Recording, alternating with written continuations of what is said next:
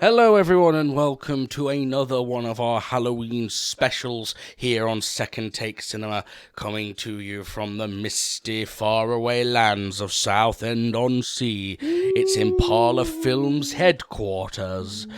I am your host as always, Jamie Evans, and I am joined by Rory Jocelyn. We've got an exciting double bill for you today, ladies and gentlemen, as we talk about 2018's Halloween and its sequel, Halloween Kills. This is the film that basically restarts the Halloween timeline again, but we'll get into that. Ladies and gentlemen, strap yourselves in, because we're going to take a look back at two incredible films, the first of which is record-breaking. It's time for a second take on Halloween 2018 and Halloween Kills.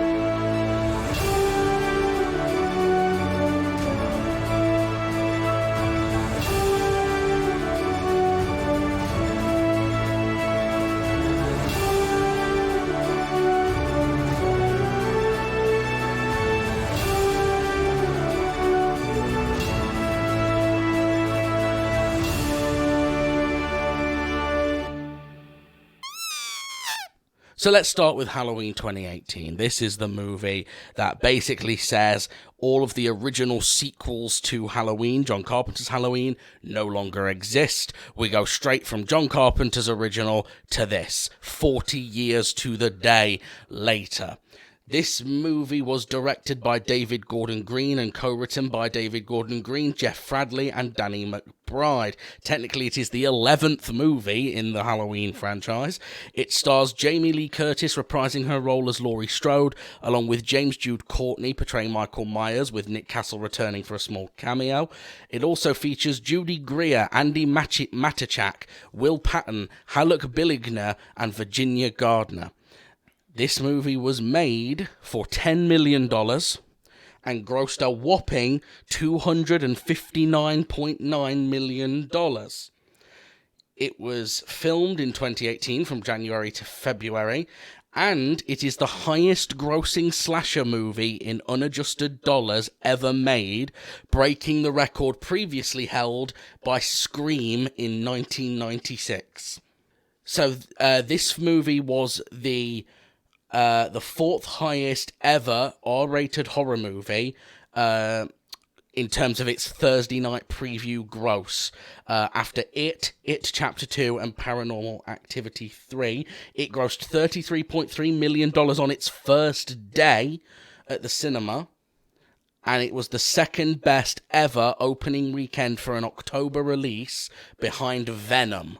Venom is trash. So I've seen Venom. It's at best a 4 out of 10. Mate, at it's best. Garbage, innit? Yeah. There's bits of it I liked, but mostly trash. It's also the biggest debut for the Halloween franchise, and it's also the best ever opening performance for a film where the lead actress is over 55 years old. It's a very specific topic, isn't it? It is, but because there's so few films that do it, they do look at stuff like that. That's fair play, actually. Good point. But yeah, so critical response. On Rotten Tomatoes, the film holds an approval rating of 79%. Critical consensus reads, Halloween largely wipes the slate clean after decades of disappointing sequels, ignoring increasingly elaborate mythology in favour of basic yet still effective ingredients. Peter de Bruges of Variety felt that the film brings the series back to its roots. He brings fucking British. Peter de Bruges of Variety felt that the film brings the series back to its roots, calling it an act of fan service disguised as a horror movie. The fact it works as both means that the director, Green, has pulled off what he set out to do, tying up the mythology that Carpenter and company established, while delivering plenty of fresh suspense and grisly creative kills for younger audiences. Jonathan Barkin of Dread Central wrote, Halloween pays loving and respectful homage to the 1978 original while making a very bold and decisive claim for its own existence. This is quite possibly the scariest Michael Myers has ever been. However, in a mixed review, Eric Cohn... Sorry, can I just quickly add? Dread Central, weren't they the ones that on VGMP did a positive review for It Came From the Desert? Probably. That was on that box art we had to translate from German. Probably. In a mixed review, Eric Cohn of IndieWire criticised the film's dialogue and staging, but said Carpenter's own Halloween was itself a bumpy ride, made on the cheap but carried along by the director's firm grasp of his potent themes. The new one works overtime to keep them intact, while communing with the first installment in every possible way, from the famously creepy synth score to the blocky orange credits that bookend the story. RogerEbert.com's Brian Tallarico gave it only 2 out of 4 stars, writing, It's admirable in its thematic relationship to Carpenter's vision, but the no-nonsense, tightly directed aspect of the influential classic just isn't part of this one. Carpenter's movie is so tautly refined that the sometimes incompetent slackness of this one is all the more frustrating. I can't agree with that one. As is the complete lack of atmosphere, another strength of the original. However, the film did go on to net several accolades. It was a runner-up for the Grosh People's Choice Midnight Madness Award at the Toronto International Film Festival. It received 4 Fangoria Chainsaw Award nominations, including Best Wide Release, Best Actor for James Jude Courtney. Who was he? Michael Myers. Oh. So I'm always a little dubious about these awards because they literally will Best actor. Yeah, they will literally do I love Fangoria. I'm a big fan of Fangoria, but they will do things where they're like, Best Actor goes to Kane Hodder as Jason, and he's like, I love Kane Hodder. He's a great guy. You literally put on a mask and walk around and kill. You're not do you know what I mean? I don't want to be a snob, but you know what I mean? You're not acting as such. Yeah. Best Actress for Jamie Lee Curtis and Best Makeup Effects for Christopher Nelson. It also received a nomination for Best Horror Film at the Saturn Awards, and Jamie Lee Curtis won Best Actress that year at the Saturn Awards. Okay. So let's talk about Halloween 2018. Now, I put this one in the list, and I put this one in the list for a very specific reason, which is Halloween is a franchise that I think more than any other franchise has rebooted its continuity multiple times. So, from what I know, and bear in mind that something that you're going to bring up, I'm sure in a minute, and something I'll bring up, is that I've not really watched any of the Halloween movies. I only saw the first one with you last year. Yes. So I don't know much about Halloween as a franchise, other than what it is in the general zeitgeist. But as far as reboots are concerned, you've got, obviously, the original, which wouldn't be a reboot, that'd be The Initiator. Then there was the Rob Zombie ones, and then there's these. So let's count these. Are you ready? Are you ready to count how many times Halloween's rebooted its timeline? Sure. So first of all, you've got the Halloween 3 timeline, which is just its own separate little thing. So let's make that timeline number 1, right? And that isn't in the same timeline. I'll tell you how... Let's call the original Prime. Yeah, so but I can tell you how you can tell it's not in the original timeline, Halloween 3, because in that film the characters watch the original Halloween on TV, meaning in that timeline it's just a movie. Right? Sure. So that's Halloween 3. Yep. Then you've got the original timeline, which is Halloween 1, 2, 3, 4, 5, 6. Yep. Then you've got the H2O timeline, which is Halloween 1, Halloween 2, skip all the others, H2O and Resurrection. Right. Then those you've got the Rob Zombie ones. No. Oh. Then you've got the Rob Zombie timeline, which is a remake of Halloween 1 and a sequel to that. Okay. But it ignores all the others, basically. Yep. It's just because there's a remake in it. Okay. Then you've got... And that's the only one that doesn't use John Carpenter's original as its starting point. Sure. Then you've got the newest timeline, or the David Gordon Green timeline, as we'll call it, which starts with the original John Carpenter classic, and then is Halloween 2018, Halloween Kills, Halloween Ends. That is 5 different timelines for a slasher movie franchise. Yeah, Jesus. I'm not sure there's that many timelines in Star Trek, and that's been going since the 60s. Yeah, exactly. Like you... Though I will say, the Marvel-verse is probably challenging it by now.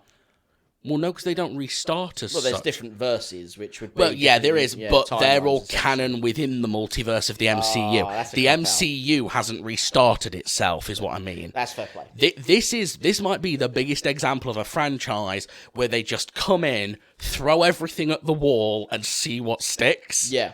and then go, oh wait, people didn't like the Curse of Thorn storyline. They want Jamie Lee Curtis. They didn't like the fact we killed Jamie, because in 4 they killed Jamie Lee Curtis off screen. Yeah. They didn't like that we did that. Fuck, we better restart the timeline. Bring Jamie Lee Curtis back twice. They brought her back twice now. Yeah. Because she's in the OG timeline, the H2O timeline, and the David Gordon Green timeline. Wow. Like, it's insane. Anyway, the reason I wanted to do this was exactly like you've just said, because I went to the cinema to see this. I loved it. It was such a great experience. It's the first Halloween film I ever saw in the cinema. I have seen all the others. So even though I know they're not canon, I couldn't come to this, like physically was incapable of coming to this as this is the direct sequel to the original Halloween. Sure. Because no matter how much I try, I've always got in the back of my head Halloween 4, 5, 6, etc. You don't have that because you haven't seen any of the others. No, that's true. So I wanted to see how it played for someone who got to experience it the way David Gordon Green intends it. Basically, it's a good little experiment. It is, right? So anyway, let's start. What were your thoughts on Halloween? First of all, did you have any expectations going into Halloween 2018? So, I'm going to say something that may be controversial, may not be, depending on, I suppose, your own perspectives at home. But I'm not really a big fan of slasher movies. They're a bit like yourself with like sort of driving movies or action movies. They're not really your jam. No matter how well done they are, they're never going to be in your top 3 or top 5 or top 10. Having said that, when we watched Halloween, the original one, I remember thinking it was a little bit tame compared to my expectations. Now, obviously, the reason for that was because it was the first one, and it was before all of the rest. It was the originator of the genre almost. There may have been, other ones that people who are more into slashers know about. Yeah, this is me coming at it as a complete layman. Basically, the accepted canon is that Halloween is the first one. Technically, some people try and make an argument for Psycho. Psycho isn't a slasher. Psycho's a thriller. Yeah. Yes, it has a human killer in it. And I do credit Psycho as being one of the first movies where it was a human boy next door type killer. Sure. There was a film called Peeping Tom, which again isn't quite a slasher, but it's kind of there. And the real contender is 1974's Black Christmas. Okay. Technically, yes, Black Christmas is a slasher. I can't deny that it's a slasher because all of the tropes of a slasher are in Black Christmas. It just didn't hit the zeitgeist the way Halloween did. Sure. What about Texas Chainsaw Massacre? Was that not first? It was, but I don't consider that a slasher. Texas Chainsaw. What stops that being a slasher? To be honest, I don't really know. It just isn't quite the same thing. It doesn't really have the... For starters, it's not a singular killer. Right. It's a whole family of cannibals. Oh, right. I thought it was just the guy with the bag. Leatherface. Yeah. No. Okay. That's interesting. Well, I've learned something new there. Yeah, I don't know why Texas Chainsaw Massacre isn't considered one. Maybe just because it's not very good. And I know that is a controversial opinion. So, yeah, I know that's a controversial opinion. At some point, I'll show it to you. But honestly, comparing John Carpenter's original Halloween to Tobe Hooper's Texas Chainsaw Massacre is like comparing filet mignon to a McDonald's cheeseburger. It's Texas Chainsaw Massacre, and I know it was revolutionary. Leave me alone, people. Texas Chainsaw Massacre is just people running around screaming. Right. There's no plot. There is just chaos. And in my opinion, it's just my opinion, there is no artistry to the filmmaking. Whereas Halloween actually builds suspense. It is gorgeous how it's shot. The music is incredible. Texas Chainsaw Massacre is chaos. Now, that's probably because I don't know how true it is, but I'm pretty sure they were all doing shitloads of drugs while they made it. Yeah, mate, if you've ever seen a film called... Easy Rider? No. It's a Japanese film. Oh, yeah, you told me about this. I can't remember what it's called now. But I remember you saying it's absolutely batshit. Burst City. Burst City is insane, and it's because they're all on drugs and they didn't film enough, and it's garbage, and it should be great, and all the locations look brilliant, and yet it's just garbage because they're all off their tits. As for Black Christmas, I think maybe the reason Black Christmas didn't strike the zeitgeist is either because it's just very, very low budget. People weren't expecting a horror film at Christmas, maybe. Or it could just be that you don't ever see the killer in Black Christmas. Oh, okay. Michael Myers is iconic. Like, that mask is gorgeous and so creepy. Yeah, you don't want to see the monster much, but you need to be able to see it to verify it exists. Yeah. Rather than it just being a potential thing. Yeah, I've only ever seen the original Black Christmas once. I'm fairly certain that you don't ever see the killer's face, or if you do, you don't see it till the very end when he dies, and he's just a normal guy. Right. Whereas Michael Myers, you had that amazing thing that went on to become such a key thing in slashers, where it's that sort of, is this guy human, or is he more than human? Because he's overly silent, he's massive, he doesn't seem to be emotional about what he's doing, he's completely disconnected. And nothing seems to kill him. Yeah. Laurie pokes his fucking eye out, and he just keeps going. She stabs him, and he gets back up. Yeah. Because I love the bit... Yeah, he's got his eye back in this one. No, if you looked at the bit when he had his mask off, one of his eyes is like scarred over. Yeah, that's right. That'd fuck up his depth perception. Yeah, probably I know. why he doesn't use guns. He's still killing everyone. Yeah, it's probably why he doesn't use guns, though. Because depth perception will fuck up your aim. But a knife, if they're right near you, I can feel you. And now you can feel my blade. That's a good point, actually.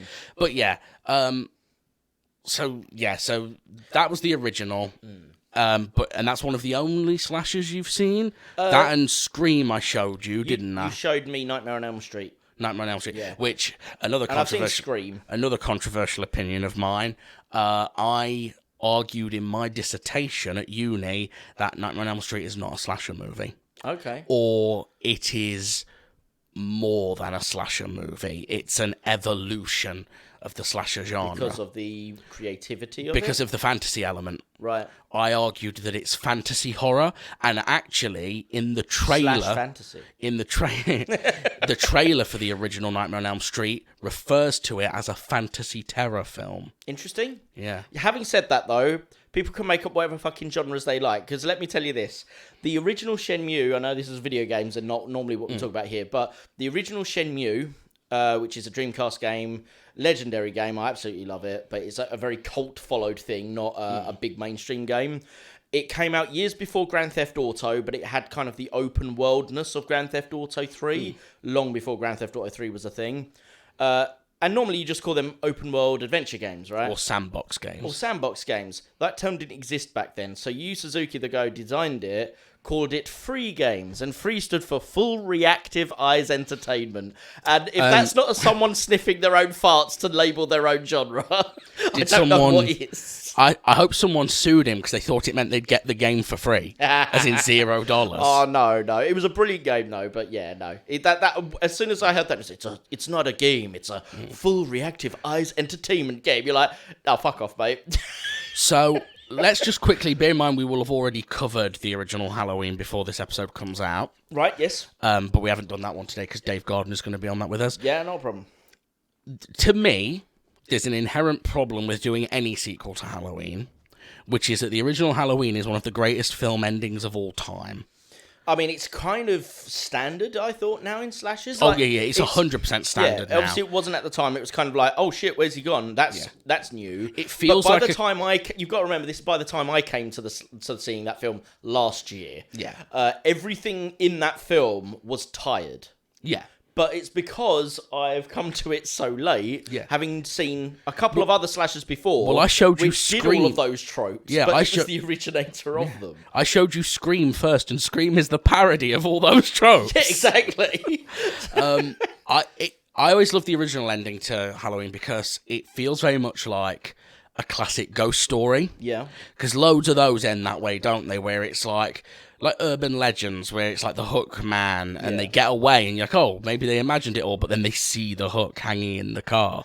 It was one of those things where it's like, oh, the evil's gone. I'm going to save any judgment on the original Halloween, because from what I remember, it was enjoyable enough, but it wasn't something that stuck with me. But again, that's something worthy of a second take, and that'll be on the second take episode we do on it. As far as this film is concerned, I want to jump back to this film. Yeah. So my view of it, again, coming as someone who really could not give a shit about this genre, and really has not been I don't really watch horror films, and it's not because I have an inherent negativity to horror. I just don't like gore, and it's not that I'm squeamish either. It's like we've discussed this before. Like there's certain I love sci-fi. There's certain sci-fis that have body horror in them, which aren't horror films in and of themselves. Things like District 9 and Akira. The Fly. Well, I haven't seen The Fly. But Oh, you'll hate The Fly. yeah, I'm sure I will. And it's not something that I've chosen. It's something I've noticed. All the sort of sci-fi films that I hate usually have body horror or like that sort of that body horror element to them. Lucy is a good example as well, which some people are like, oh, you'd love this because it's about drug dealing and stuff like that in this futuristic setting. But I didn't like how it progressed. And it's usually to do with the body horror element in things. Yeah. And usually slashers are all about the body. Or horror in general, things like Saw is no interest to me because it's just people crushing their own heads and shit. Yeah. I'm not squeamish about it though. So when we watch this film, obviously there's a lot of body horror for killing off characters. That's fine. I didn't have a problem with it. And again, you have to expect it if you're watching a horror genre. You're not going to get away in a slasher film. You can't get away from the fact there's going to be gore. That being said, what I like about this film is Halloween 2018 has, I think, a really good dramatic story. It's very rare for this genre, to my knowledge, based on my limited knowledge, to have the results of long-term trauma and PTSD as an actual strong theme throughout the film. Very much so. And I have to say, Jamie Lee Curtis does a fantastic job. I really feel for her in that scene where she's watching Michael Myers come out of the prison, being sent to another correctional facility in the bus. And he's still locked up and everything's still safe at this point. But how unsafe that makes her feel and how vulnerable. And she plays it so well. And it's something, to be fair, that didn't come up in the next film we'll discuss in a minute, which is Halloween Kills. We didn't have moments like that. Halloween 2018, for me, is probably so far my favourite slasher. Because it includes those dramatic elements, but it's not so much so that it would get in the way of the slasher elements that most people will come to the film to see. Yeah. It's very gory. It's very graphic. But it's not brainless. And I think that's something I appreciated about it, because a lot of slashers, let's be honest, are a bit fucking dumb. This isn't a dumb film. It's not perfect, but it's not dumb. Yeah, no, there are some dumb moments in it. Mainly how Michael gets away with killing so many people at a public gas station and no one realises till he's made his getaway. Yeah. And he just stands there and puts his mask on in full daylight. Yeah. Which, in any other town at Halloween, everyone would just be like, oh, well. But in that town that lived through that murder, with those murders, everyone will know that mask. Yeah. They will all know that is Michael Myers' mask. Yeah. So that's a little unbelievable. Generally speaking, touch wood, I think all the acting's brilliant in 2018. I think all three of the main girls in the family are Judy Greer, Andy Matichak, and obviously Jamie Lee Curtis. Yeah, they all do a fantastic job. I'm even the characters I didn't like who were meant to be unlikable. Yeah, they played their parts brilliantly. So if I didn't like them, it's because I wasn't meant to. Yeah, and another thing they've done a good job of, I felt, you got to remember the boom of slashers was the 80s. Yes. Right? So most slashers are from the 80s. So they are representing teenagers of a very specific generation.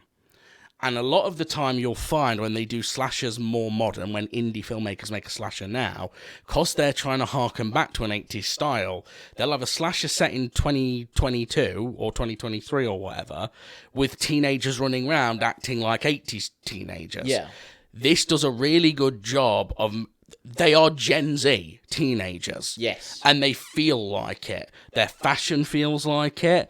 And their attitudes feel like it. They are not... Because in the 80s, they've all got... The fashion's a little bit off, though, because they are in Halloween costumes. Well, yeah. But when they're not in their costumes, you know what I mean? And even the costume thing, the Bonnie and Clyde costume is gender flipped. Yeah. Because, of course it would be. It's 2018. Yeah. Of course, that's what they're going to do. Jamie. Yeah. And Michael Myers is an equal opportunity killer, so you can't say he's not woke. That's true. Yeah, I have to say, it's I was a bit disappointed that in Halloween Kills, like, they bring back quite a few of the actors from the first one, from 2018, but the hot tiger girl wasn't back. No. The hot tiger girl at the dance. Could have seen her in the mob. I might make her the lead. Yeah. I'll follow that all day. So, one thing that I thought was a really good twist in Halloween 2018 was they introduce a character who is clearly, or at least you think, is clearly meant to be the replacement for Dr. Loomis. Yes. Because, you know, unfortunately, Donald Pleasance passed away in 1996. Yes. Just after the release of Halloween 6, The Curse of Michael Myers. I think maybe he actually died. The Curse of the Black Pearl. I actually think he might have died during the production of it, because his character just sort of vanishes from that movie. Oh. Without or a he might proper have gone ending. ill.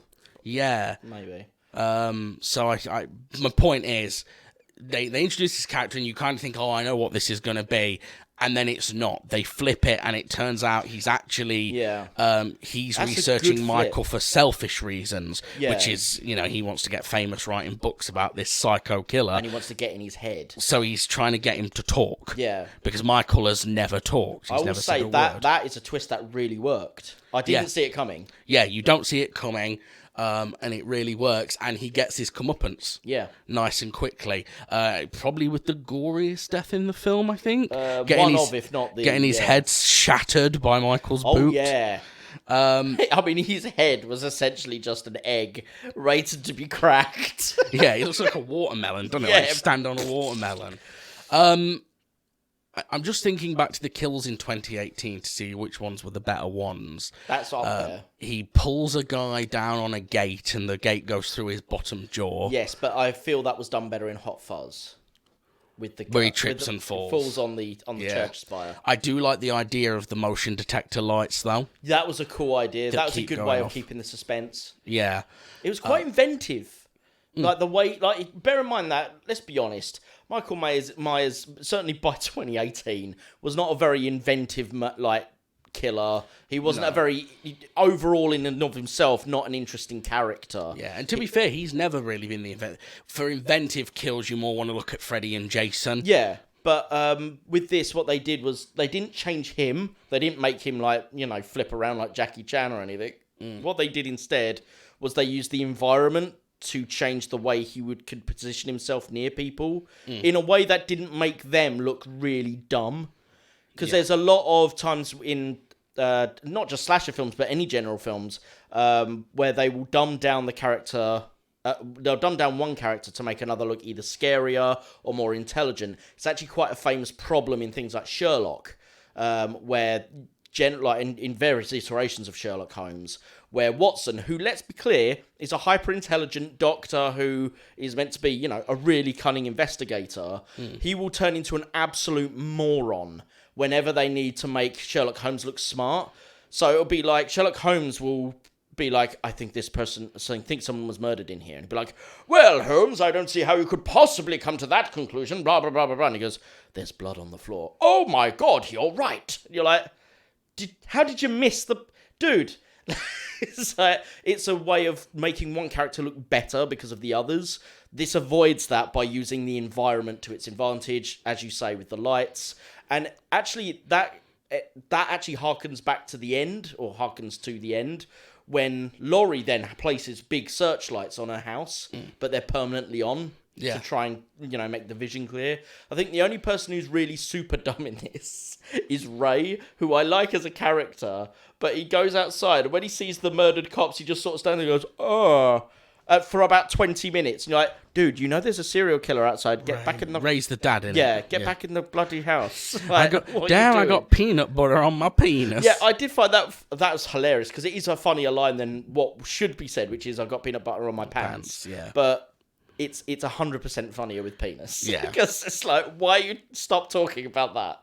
So let's talk about the big climax, the big third act of the film. The peanut butter on the penis. Which takes place in Laurie's compound, which we learn that she basically, to fill people in, she's had a horrible life since the end of the original one. Yeah. She's lived with this constant paranoia and fear that Michael Myers is going to come back. That is kept from Halloween H2O. Halloween H2O did the same thing. Okay. But they went a different way with it, where instead of locking herself down in a compound, she moves all the way across country to California. It would take him a long time to walk there. Yeah. Do you reckon he does. Do you reckon as he walks there, he meets the kid from The Wizard, California? They're both. What if the kid from The Wizard is Michael Myers? Maybe. The timing doesn't add up, but sure, maybe. It's the 80s. Yeah, but Michael Myers starts as a killer in the earlier than the 80s. And H2O wasn't made till 1998. California. Anyway. We can edit it together, though. In Halloween H2O, she has fled across country to California and has changed her name. She's under like a fake name. Yeah. She's a mistress at a private head school. She's the headmistress at a private school. Right. And she has a son in that film who she's like super overprotective of. Yeah. But she hasn't gone paranoid like this. Instead, she's just like drinking all the time. I think you see her popping pills. She doesn't trust anyone, etc. In this, she's gone more the Sarah Connor route. Yeah. Where it's, right, I need to be prepared for Michael, and you need to be prepared too. So she spent all of their all of Karen's childhood, Judy Greer's character, training her to be basically a survivalist. And you see a flashback where you can see them rigging up iron shutters, or steel shutters in this house, which comes into play later. She actually lost her daughter to Child Protective Services, and has had a bad relationship ever since with her family. When you finally get to the third act and you get there, that could have been so bad. Yeah. Like, as an idea, it's so easy to go. It could have become Home Alone with Michael Myers. Which would have been fucking atrocious. I mean, have you heard the conspiracy theory idea online that the kid from Home Alone is Michael Myers? No, I've heard the conspiracy that he grows up to be Jigsaw from the Saw movies. That was it. Sorry, I've confused it. Yeah, you're right. I want to play a game. Hey, Marv. I want to play a game. What's the other one's name? Marv and Harry, is it? Yeah, I think it's Harry. Harry, I have hidden a key inside your skull. If you want to find it, you're going to have to dig around. Why hasn't anyone made a mature psycho killer version of Home Alone? So they technically have. It's called so Jigsaw. Macaulay Culkin did do a sketch where it's that, where it's him as a grown up, and he's kind of gone a little psycho. But there's a couple of films which are not bad. You probably won't like them because I think they technically fall into the torture porn genre. But there's a film called The Collector, and it has a sequel called The Collection, which is a killer in a Mexican masked wrestler's mask. Oh, like a luchador mask. Yeah, luchador, thank you. That was the word I was looking for. By the way, you like puns. I downloaded a game yesterday called Guacamele. I've got it. Any good? It's actually all right, actually. I also downloaded Guacamele too. Yeah, I think I've played Guacamele too. Yeah, they're free on the Epic Game Store at the minute. They're really good. Anyway. It's good fun. Carry on. What was I saying? Oh, yeah. And they're basically films where he basically sets a ton of booby traps in someone's house. Right. And all they've got to do is get out their own house, but escape all these booby traps. Wow. Yeah, it's kind of silly, but it works. They're entertaining enough films. Yeah. Anyway, so you get to the compound, and you get this really good visceral battle between Laurie Strode and Michael Myers that works in a way that you haven't seen the last one yet, but this works in a way that the battle in the last one doesn't. When Halloween ends. Yeah, and honestly, I don't know if it's just that Jamie Lee Curtis is like an extra 5 years older by that time. It's just super unbelievable, because she does not look her age in this. No. Like, they keep calling her grandma, and I'm like, she ain't that old. She is. She's in her 70s, I think, Jamie Lee Curtis. Wow. Or maybe late 60s. She does not look as old as most people I know who are that age. Yeah. That's, certainly not generations past. When they got to 60, it was like, well, you're over the hill now. You've withered away, you old They're bat. just a skeleton in a cloak. Yeah, that doesn't really happen that way anymore. No, well, not if you have the Hollywood blood magic on your side, or the child sacrifice. Let's just call it modern medicine for now, and She gets there, and you get this really cool thing, at least I thought it was cool, where you get a game of cat and mouse where she's trying to check all the rooms and lock all the shutters down, and she's almost hunting Michael. Then Michael's coming at her. She's hidden her granddaughter and her daughter in the room, in the basement, this secret basement room she's built. And Michael Myers finally comes in and goes down, and it basically just like the whole thing has been a trap for Michael. Yeah. The whole time you think he's got the advantage, because of course he does. Like, slasher films are always that. Yeah. It's always the victim on the back foot running from the killer. It turns out that Jamie Lee Curtis has outsmarted Michael Myers, has lured him into this trap to barbecue him alive. Yeah. And to be honest, if they'd have never made kills or ends, I'd be like, Perfect yeah, okay, end. I'm fine. This is a fine ending. I do prefer the ending to the original Halloween, where he just escapes, and you don't know if was he even real? Was he a ghost? Was he what? I do like the callback to that, though, that they do in this film, where he pushes Laurie over the balcony, she falls and falls splat on her face, and then he hears someone screaming back in the house, and when he turns around, and when he looks back... She's gone. She's gone the way he was. Yeah. And I was like, that's a nice way to do the callback, but Yeah. do it in a new, unique way. It's a really nice way to do the callback, or unless you think about it and you're like, you're a granny. Like, falling from that height, you're telling me you didn't break anything. Yeah, but she doesn't look like a Like, granny. I work on an orthopedic ward. Old people can fall 5 centimeters and break something. Like, their bones are brittle, man. Yeah. She must just be drinking milk raw out of the cow's udder to have bones that strong. I don't really want that image in my head. just And I don't think Jamie Lee Curtis would Yeah, approve just either. wheeling under this great big udder and being like... Yeah, it is a very good way of reversing the formula. I am, more or less, I'm very happy with this. It's one of the better ones in the whole franchise, I think, personally. It's the best one I've seen so far, and I've only seen 3. Yeah, and it's funny. It's funny that what you like about it is what cause there's a lot of people who do not like the David Gordon Green trilogy. Okay. And it's funny because what you like about it, and I think what I like about it as well, is what puts a lot of people off. That it's a bit different. That it's got a lot more drama to it than a Right. slasher usually has. Yeah, it's not brainless. Which also translates to them. And fair enough, this is a fair criticism because it's not what yeah. they're looking for. Slower. Okay. So I get it, that's fine. If you're one of the people who thinks that way, that's fine. I personally, I'm not super into slasher, like standard slashers. Yeah. As I've said, Nightmare on Elm Street, I don't class as a slasher. Friday the 13th is one of the worst movie franchises of all time in my mind. Is that the one with Jason? Yeah. There are a handful of good ones out of the 12 that they've made. Jesus. But most of them are just rinse and repeats of the same film. Hang on, does that mean that they're ready to do the 13th? They have been trying to do the 13th one for the last 7 years, I think, but they've been tied up in a legal battle that stops them from making it. Right. Because it turns out the guy who wrote the original Friday the 13th dug up his contract and realised that actually he owns the rights to Jason.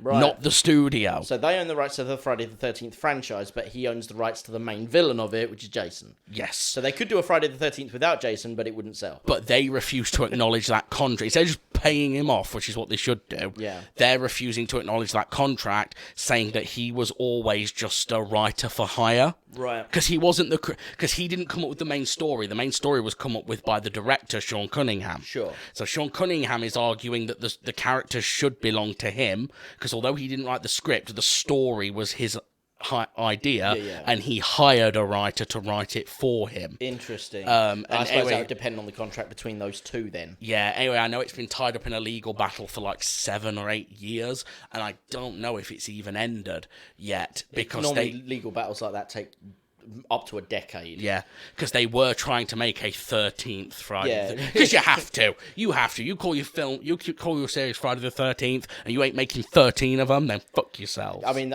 it's pretty obvious that the writer has done it, because it's like, if I'm going to bank big on this franchise, even if it's a shite film, the 13th one will make the bank. I don't think you can. I mean, he's already been to space, for the love of God. Where do you go from there? He's been to heaven. That's probably where he's been, to hell. There's one called Jason Goes to Hell. Right? So I guess it's gonna have to be Jason Goes to Disneyland. That's what I want to see. That they will make buco bucks if they do that. Honestly, like they may not be able to use Disneyland as a franchise, I assume, but like if they put it in a Disneyland style theme park, Jason Goes to Adventure Island. in Southend, yeah. Oi, mate, why are you wearing a fucking hockey mask, like? We don't even fucking play hockey in this country. He goes down the big water slide, and it's just Jason with the hockey mask, just in shorts. Nah, you're not thinking and like as he goes down, he's just slicing people with knives as he goes. You're not thinking like a horror filmmaker, Rory. He sits on that twister ride that spins and just holds the machete out.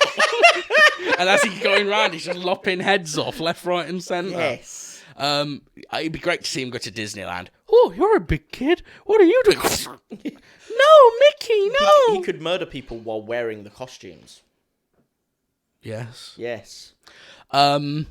Anyway, Halloween 2018. Is there anything else to say about Halloween 2018? I don't know, really. We've covered most of the story. I think it looks pretty good. I think there's a lot of really good shots in it. Yeah, it's something I said to you was that the lighting is incredible. I know it's not. Don't get me wrong. Some people are going to watch it and be like, well, it doesn't look like a multi-billion-dollar production.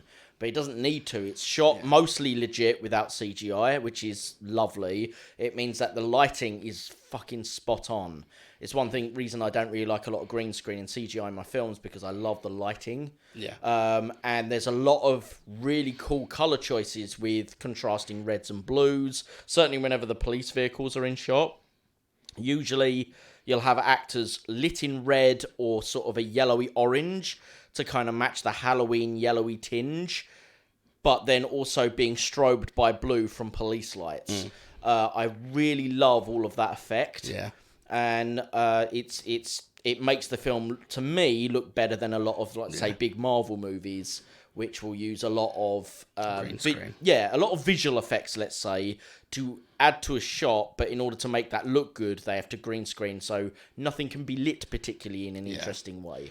This is much better. They've set up a shot, they've lit it for purpose and gone with it, and I love that. There's a sequence in the middle of the film that I really like that is sort of like a bit of an unbroken take, almost like a callback to when Michael kills his sister in the original. Yes. Where you follow Michael walking down the street, and then he comes to stop outside a house, and he peeks in, and the camera stops in place. Yeah. And you get this whole, like, it's so rare today, because these days the average shot length is like 2 seconds without a cut. Yeah. This shot holds for, I think, a solid minute and a half or so. Yeah. And it's just a shot of this woman's living room through the window, as if we're peeking through the window. She's on the phone talking about We think we're looking in as him. Yeah, but then he splits off from us because we see his reflection in the mirror, don't we? Yeah. He splits off, and then you can see him because there's other windows across the room. You see him walking down past those windows, and you see her just pacing on the phone, and you know this woman's doomed. You know she's dead. Yeah. And you almost want to scream into the film, like, run, bitch, run! Yeah. And it was so refreshing to see a film that didn't have to be like, so we're going to kill this woman and it's going to be 1,000 different edits for a 1 minute scene. It was like, no, I'm going to lock the camera off here. Something that Actors they do, go. something they do really well, in a way to harken back to old school filmmaking, is they know when and how long to hold a shot for. Modern filmmaking generally does not hold a shot, because, as you say, there's this idea that it has to be cut within a certain sequence because of how little attention span people have. But actually, the downside to doing a lot of quick cuts is you lose your tension. Because every 100%. every time you move that camera, like in terms of a cut, even though it's within a split second, your brain has to rescan the entire image and replace where everything is in sort of in correlation to each other. And a good film to throw your brain out of gear for this is a film called Domino, which stars Keira Knightley and he played Marv in Sin City, and he was in The Wrestler. Mickey Rourke, which, as far as story goes, seems to be a phenomenal film. The problem is it's cut so badly, it needs recutting. Because I actually counted, there was like 14 cuts in a 2-second space, and that's standard in that film. Jesus. That's not an exaggeration. I counted them. It's insane. And the problem with that, when it starts in the intro, you're like, oh, that's kind of edgy and kind of cool. But when it's the whole film's the like whole this? film is like that. And the problem is no matter where they go, you can't really see where they are because your brain is constantly having to keep up with where they are in relation to each other, as well as where they are in relation to the room. Is this the same scene now? Are we changed scenes? Because it's cutting so fast, you don't really get a stop to go, right, now we're in scene 2 or in scene 15 or whatever. So editing is quite, as much as we, in a modern way, like to cut a lot to keep people's attention span, actually sometimes I think it does the opposite. This film does a very clever thing in knowing when to hold a shot as well as knowing when to cut it. Yeah. As a piece of movie making, I actually really like the artistry of Halloween 2018. Yeah. It's the best slasher film I've seen. Now, I know that may not say much because a lot of people be like, but you haven't even seen any of the Friday the 13th, and you've only seen one Nightmare on Elm Street, and you've only seen one Halloween before this, and blah, blah, blah. And you're right. that is all I've got. But to be fair, most things are based on the original Halloween, and this one looks better. None of the Friday the 13th are better than this. Except maybe 6, but even 6 isn't better, it's just funnier. Because 6 is very self-aware. Right. Don't get me wrong, there are some Friday the 13th I can have fun with. I have fun with Jason X because it's fucking stupid. For me personally, this isn't better than Nightmare on Elm Street, but of course it's not. Nightmare on Elm Street is my favourite film of all time. Yeah. And I the idea of dream narratives is so interesting to me, that something that's a guy just going around stabbing people will never equal it, no matter how well it's just done. Conceptually, it's not as interesting. But we then moved on to Halloween Kills, and the reason we double billed these is Halloween Kills takes place on the same night. It so literally essentially, picks we're watching up one day. yeah, one giant movie, which I've always wanted to give it a try watching it that way. And Sure. today we did. Well, before I go into my views of it, bear in mind that I haven't seen it before. I'm kind of interested in what you felt of the film, having stitched it together as one whole big film. Well, let me introduce Halloween Kills. Sure, of course. So Halloween Kills came out in 2021. I believe it was delayed, I think. I think this and Ends both got pushed back a year because of COVID. Sure. Because I believe Halloween Kills was meant to come out in 2020 and Ends was 2021, but they ended up shoving it back a year due to the pandemic. Halloween Kills was also directed by David Gordon Green, co-written by Green, Danny McBride and Scott Teams. It stars a returning Jamie Lee Curtis, James Jude Courtney, Andy Matiachak, Judy Greer and Will Patton. And joining the cast is Anthony Michael Hall and Thomas Mann, along with Kyle Richards, who comes back from having originally played little Lindsay Wallace in the original one. Oh. Yeah, the little girl in the original. Yes. She's back in this one. This one did not do as well financially. No. This one had double the budget, $20 million. So double, which still cheap for a film these days. Film like this, yeah. And it made $133.4 million. So it still made buck. Yes, and I think the basically, I think the only reason it was lower, because I think the film was seen by loads of people, but basically this film did that thing that they started in the pandemic, where it released in the cinema and then released on Peacock streaming 2 days later. Right. So a lot of people just watched it at home. Certainly with COVID going around. Yeah, well, I think some countries were still in lockdowns at this point. Well, 2021. Yeah, we were still in lockdown for some of that. We weren't when this came out because I went to see it. Oh, okay. I actually think, do you know what? If I remember right, I went to see this because it came out early October, I think. I went to see this, and then I'm fairly certain a week later we got put into another lockdown. Right. I'm sure we did. But anyway, this film, let's look at its reception. Oh, there is an extended cut of the film, which I don't think is what we saw, but anyway. It was released alongside The Last Duel, which was the Ridley Scott film that made no money and really upset Ridley Scott. So I'm going to say something not to Ridley Scott, he's not going to be bloody listening, but to what Ridley Scott said about The Last Duel, because he was moaning, saying, his problem is kids don't want to watch real films anymore and things like that. He had a massive rant about it. But his film was aimed at older people who were still hiding from the pandemic. Yeah, and that was my main jam. It's like, mate, you were making a historical It may be an action, but it's a dramatic action. No, it's not even mostly an a drama. action. Yeah, So- apparently the trailers were really misleading. Right. The trailers made it look like it had all these epic battles in it and stuff, Right. but it's I haven't seen it myself, I just watched reviews of it. Yeah. It's like Rashomon, where it's one story retold from 3 different characters' perspectives. Right, okay. And each one tells it slightly differently. Right, so, because my dad's got it, I need to watch it. But the thing is, yeah, you're right, it's a dramatic... it's a dramatic historical drama. And that's not going to sell to young people anyway. It never does. So why release that in a pandemic? I understand why. Obviously, it'd been funded. He'd finished it. It needed to come out. Yeah. But the problem is unfortunately, I think Ridley Scott got... let's just say the film's fantastic. I've not seen it. But let's just say it is for purposes of argument. It was bad luck. It's bad luck. Because, Yeah. unfortunately, mate, a pandemic hit. Yeah, and mate, all the old people stayed home. Loads of people had bad... There are a load of films that came out in the pandemic that should have been absolute blockbuster smashers. I'm pretty certain Tenet only just about broke... Like, it made a profit, but it only just really pushed past it. And I think outside of a pandemic, it probably would have done a lot better because it's Christopher Nolan.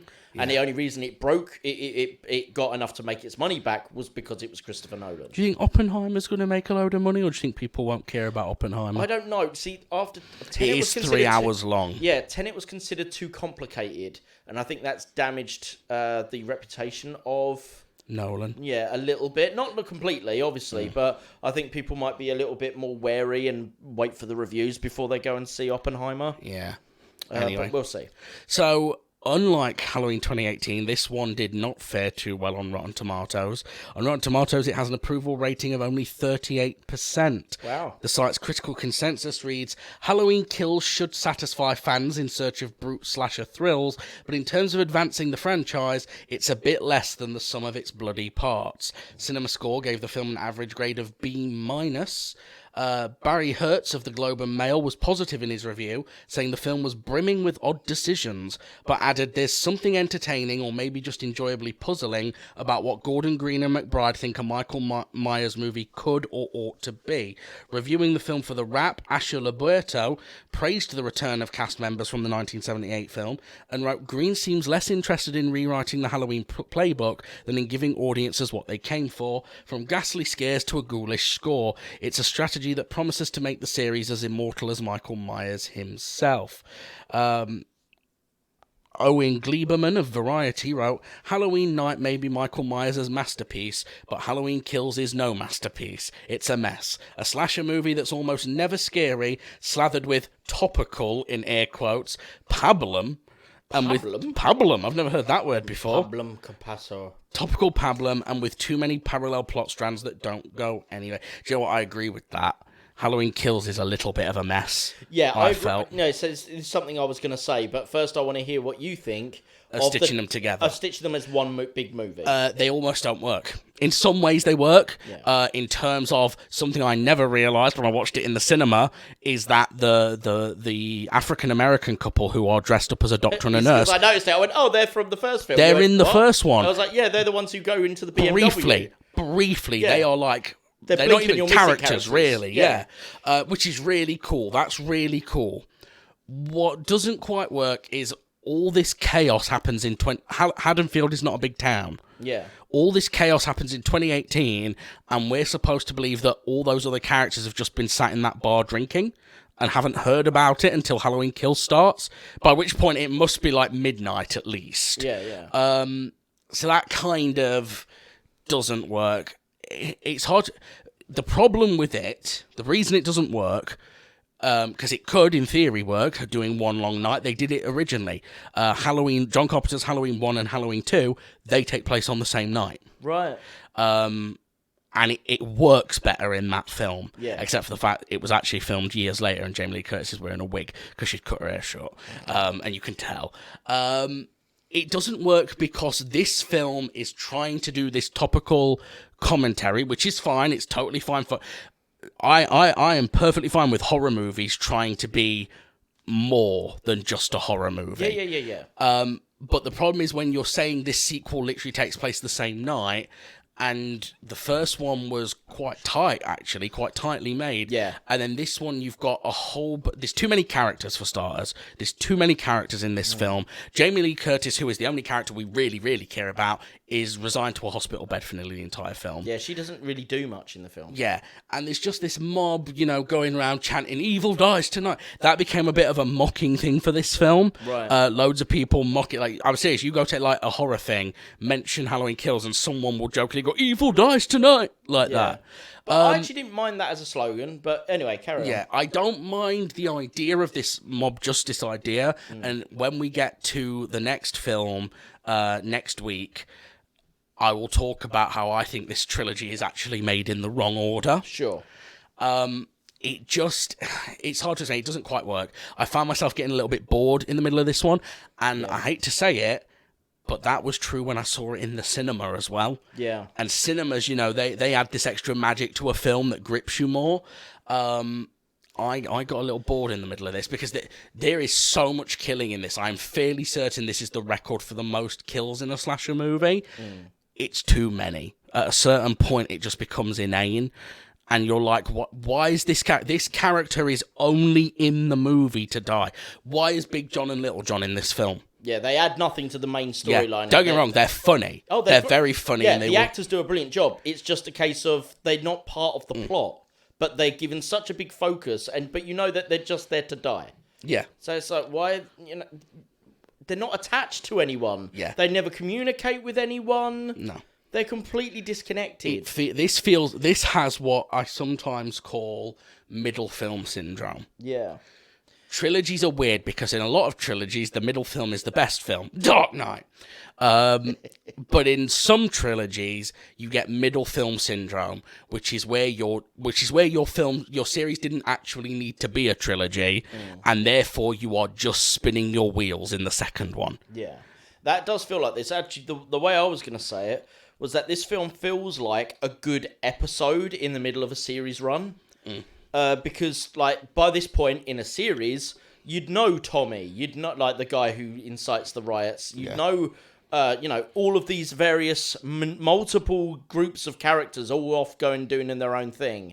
And you'd be like, yeah, I know Linda. Yeah, I know Tommy. Yeah, I know Big John and Little John. We've seen them in multiple episodes. Yeah. And now when they die, it's like, oh my God, they killed Big John, Little John. Fucking hell.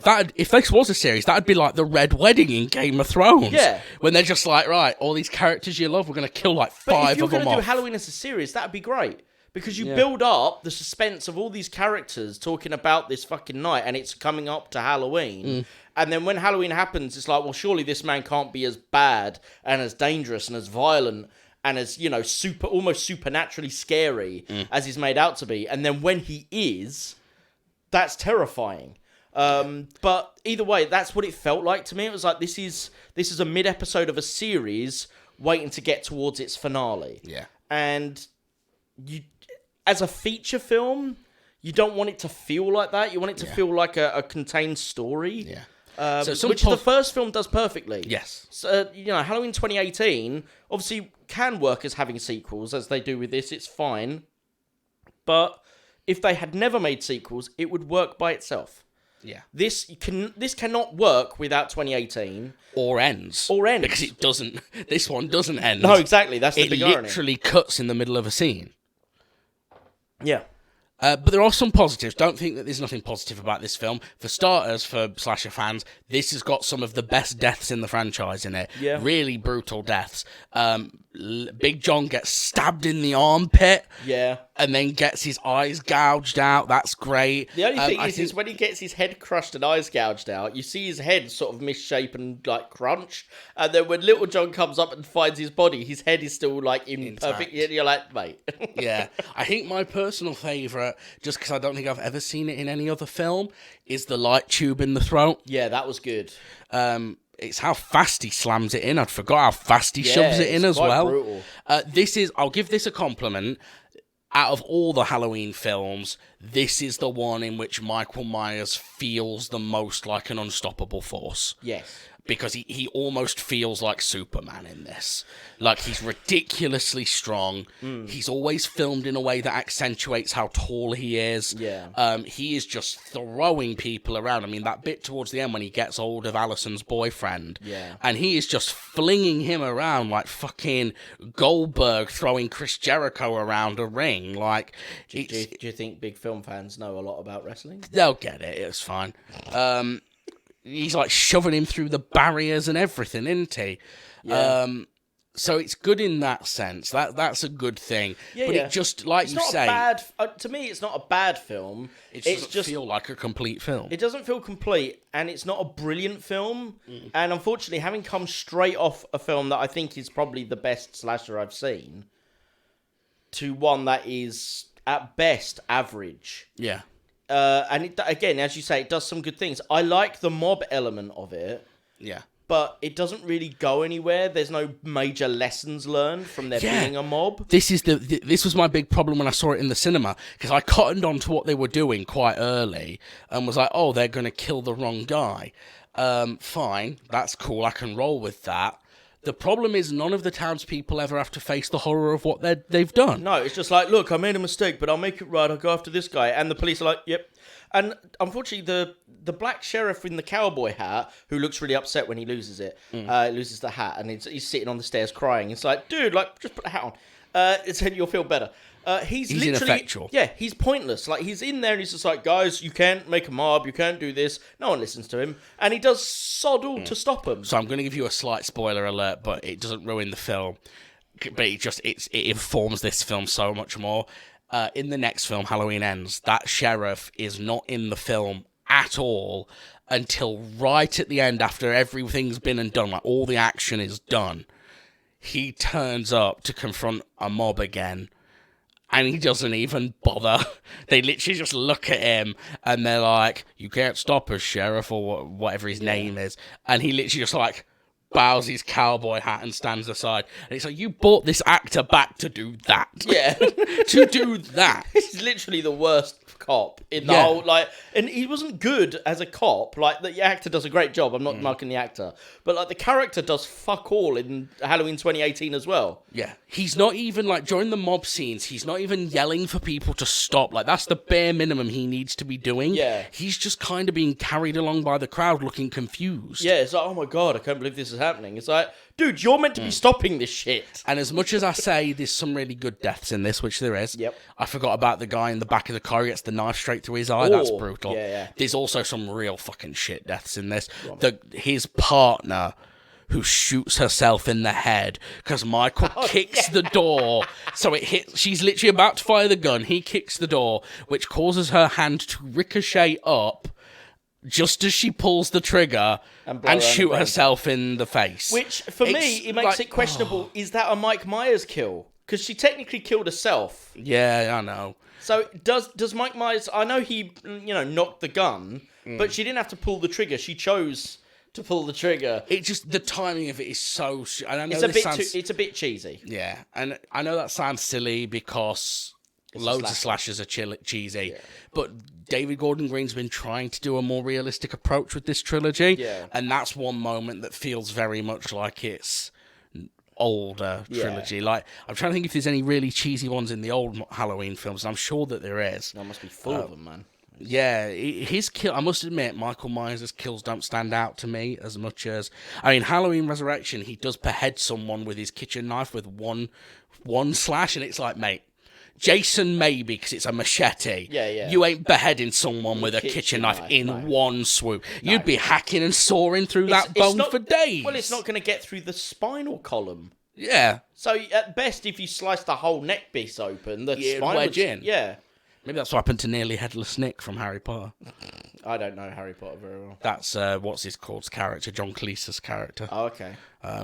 It's exactly what it sounds like. He's a ghost who, he's meant to be a headless horseman, but his head actually hangs on by a little hinge of skin. Oh, okay. And it's because when they tried to behead him, they didn't sharpen the sword properly. Right. So then there's a storyline that they didn't do in the films because it is just a waste of time. In Chamber of Secrets, where there's like a group of headless ghosts called the Headless Huntsman, I think they're called. And his death-long dream is to join them.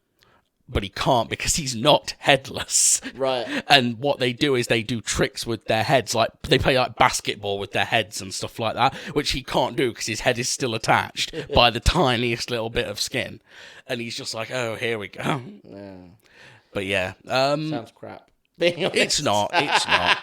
I have a weird relationship with Harry Potter because I was super into it as a kid, like really into it. Because I like kids in cupboards.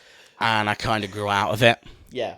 I still think I like the books. I haven't read them in years. Like, I didn't reread them. Sure. The films do go to hell. The films are dog shit. I know people love them, and they're some of the highest grossing films ever made, blah, blah, blah, blah, blah. The films are bad. They're just bad. Good sales does not a great movie make. See Avatar. No. See Avatar, see a bunch of stuff. There's a bunch of great films that sell dog shit and then turn out to be amazing. Detention. Yeah. Who the fuck has seen Detention? Answer, everybody should see it. Yep. Anyway, Halloween Kills. What else is there? There's that. Everyone just feels a little bit dumber in Halloween Kills as well compared to 2018. Yeah, so there's a few points. So first of all, you've got Laurie, Jamie Lee Curtis's character, who is essentially ineffectual for the whole film because she does nothing. And to be fair, she's hospital bound because she got stabbed at the end of the first one. Yeah, but unfortunately, because Michael, she's obsessed with the idea that Michael's coming for her at the hospital because he's obsessed with her. But the reality is that he's like everyone else, including the cop that ends up next to her in the hospital. Basically tells her he's not obsessed with you. He was brought to you by the doctor's obsession. Michael Myers is not obsessed with you. He doesn't really care. That storyline doesn't get resolved in this. Maybe it does in Halloween Ends, but this idea... Yeah, that's what's really weird, because in Ends he's obsessed with her again. Yeah. He deliberately seeks out. But then the potential is we don't know that, because his first obsession may have been to go home, which is what he does in Halloween Kills. And then once he's seen his reflection again the way he always remembered, he then will go for Laurie. And he's already had a shot at Laurie again in Halloween 2018. So there is the potential for him to still be obsessed with her and it be a misread by the police officer that, Jason didn't really care. Michael. But either way, the fact is you've been building this whole thing of he's coming for me, I'm bedbound, I can't really protect myself the way I want to, no matter how much she wants to, how much she tries to pull herself out of bed while she's still stitched up. That's a great piece for drama when he finally does turn up at the hospital to dispatch her. But it doesn't happen. No. So it's like that whole part of the story goes nowhere. Nothing goes anywhere in this. No. Because the problem is as well, there's a time jump at the next one. Now, apparently, that wasn't the plan. The original plan was that all three films took place on the same night. Right. So Evil did die tonight. Because of the pandemic delaying filming, they felt, rightly or wrongly, that some of the actors had visibly aged over the 2 years. I mean, you can put makeup and on to be fair, Andy Matichek looks visibly older in the third one. Who does he play? Alison. Oh, okay. She does look visibly older in that third one, more mature. 20s, is she not? She is, yeah, but because she seems more like a teenager in that first one. Yeah, I suppose. But yeah, so apparently that's what... Or to be honest, you know what I think it is? From what I read, I honestly think... And me and you can both relate to this, and I think any creative person in the world can relate to this. All three were meant to take place in one night. They got the scripts written for all three, because obviously you had to have them both written before Blumhouse would greenlight both of them. Yeah. And then the pandemic happened. I'm sure it was Danny McBride who said this. Basically, the pandemic happened. They all had to go home for a year or whatever and lock down. And they started doing that creator thing where they were like, is the script any good?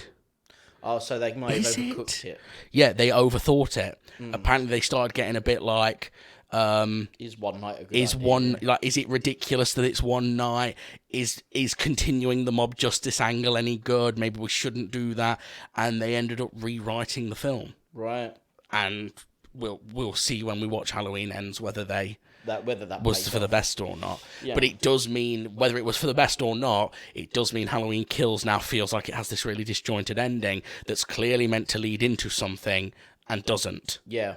What did we think of the flashbacks to 1978? I thought they'd done a pretty good job of recapturing that feeling. Yeah, no, they seem really good. It looked like they'd used the original, because there is a shot, I think, in this from the original film with his sister, or was that in Halloween 2018? It is the flashback to his sister, and you also get a flashback when Kyle Richards is introduced as Lindsay Wallace, who was the little girl. You get a little flashback to Michael killing Annie in the original. Yes. That's footage from the original as well. So the shot style of the 79 film? 78. 78, the 1978 film, obviously we have actual footage from it, and we have footage made to look like that.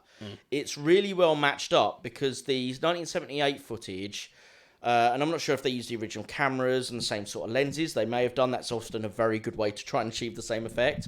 But certain things that they did, there's a certain smudge, like sort of almost, not unfocused, but like a halo-y glow, a hazy glow, to the look of all of the footage in the original 1978 film. And that's there in the footage they've made for this film to look like the 78 film. And it's got that, because obviously the 78 one, back then they always used to do night in that way where night would look blue in films. Yep. And they've done that again. Yeah. It's a very clever, it's a very well done harken back. And actually none of the sets look out of place. The sets look like they were filmed in the 70s.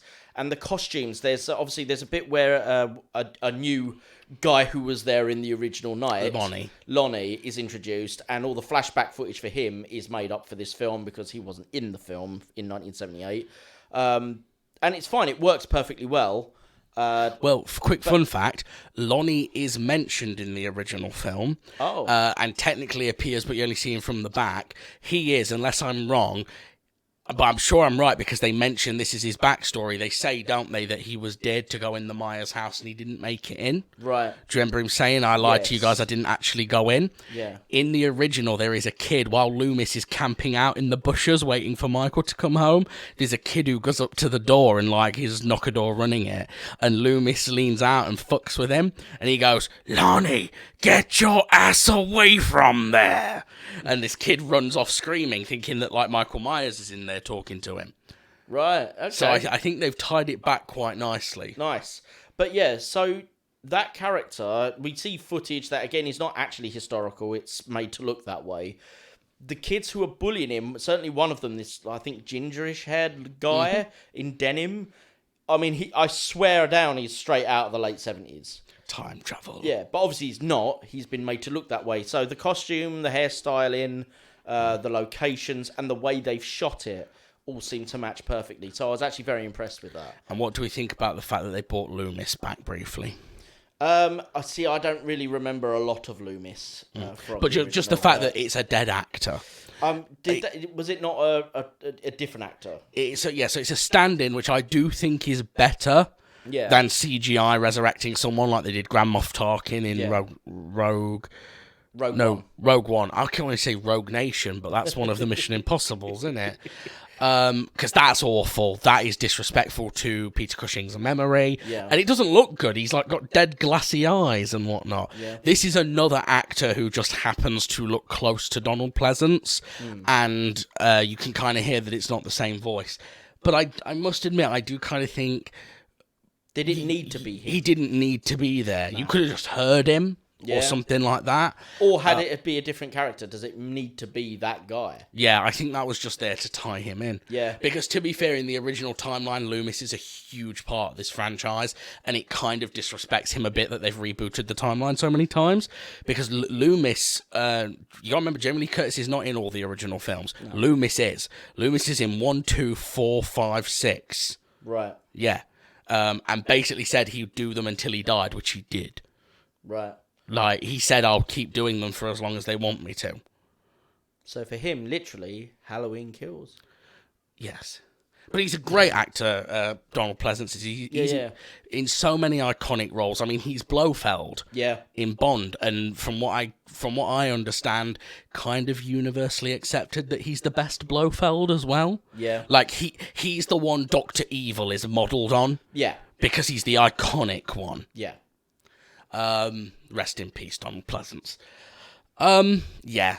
Ultimately, Halloween Kills, especially when you watch it so directly after Halloween 2018, feels like a drop in quality. Yeah, it's a. I'll be honest as well with the cinematography. Other than the retro shots, which look brilliant, it seems like not as much thought was put into the lighting design and the shot choices as there was in 2018.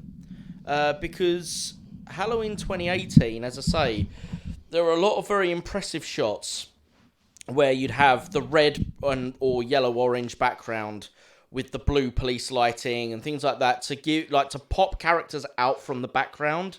That doesn't happen so much in Halloween Kills. Everything's lit a little bit more. It's still well lit, but it's a little in the bit hospital. Definitely, everything's very flat in the hospital. But I mean, like even in the exteriors, they're well shot. It's just that it's not as stylishly shot.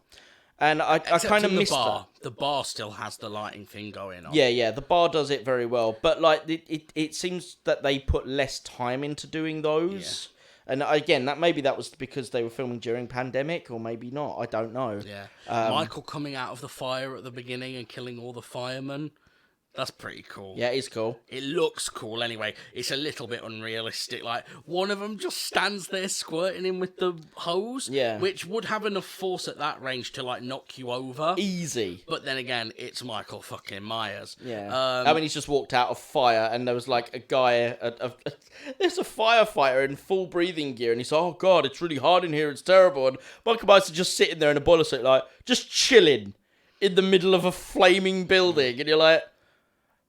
would you be just chilling? To be fair, if you look closely, you can see that Michael has at least... He's burned. He's crisped. He is burnt, but before that, he actually has done something to protect himself, which adds to that whole, is he superhuman or is he just a really lucky guy who... Because when he first appears, when that guy falls into the basement, Michael isn't just there where Laurie left him. In the reflection of that guy's glass on his eye... you see one of those iron shutters roll up. Right. So Michael has gone and hidden in like a little alcove thing. Right, okay. To try and get away from the flame. Yeah. Which is cool because it adds that sort of, maybe he is just human because he's run away from the fire sort of thing. Yeah, he's just good at making decisions on the fly. Yeah, as opposed to him just standing there and letting himself be burnt. Yeah. But then he walks through the fire without putting on any of the protective gear that the fire bloke had on. People firewalk all the time. Yeah, well, it's a thing, didn't you know? Yeah. I don't think there's much more to say, really, No. about Halloween Kills. It's not as good as the first one. It's basically a good average slasher film, but the first one is ultimately a far superior film, and in my opinion, the best slasher film I've seen so far. And it's just slightly better directed, slightly better lit, and the storyline holds together a lot better. But they work nicely enough together. I just think if you're only going to watch one, watch 2018 because it stands on its own as well. So yeah. Well, we will see you all next week then. We will be talking about Halloween Ends. And then we'll be moving on after that to the Rob Zombie duology. And I think that rounds out our Halloween specials this month. Yep. So for now, that was a second take on Halloween 2018 and its sequel, Halloween Kills.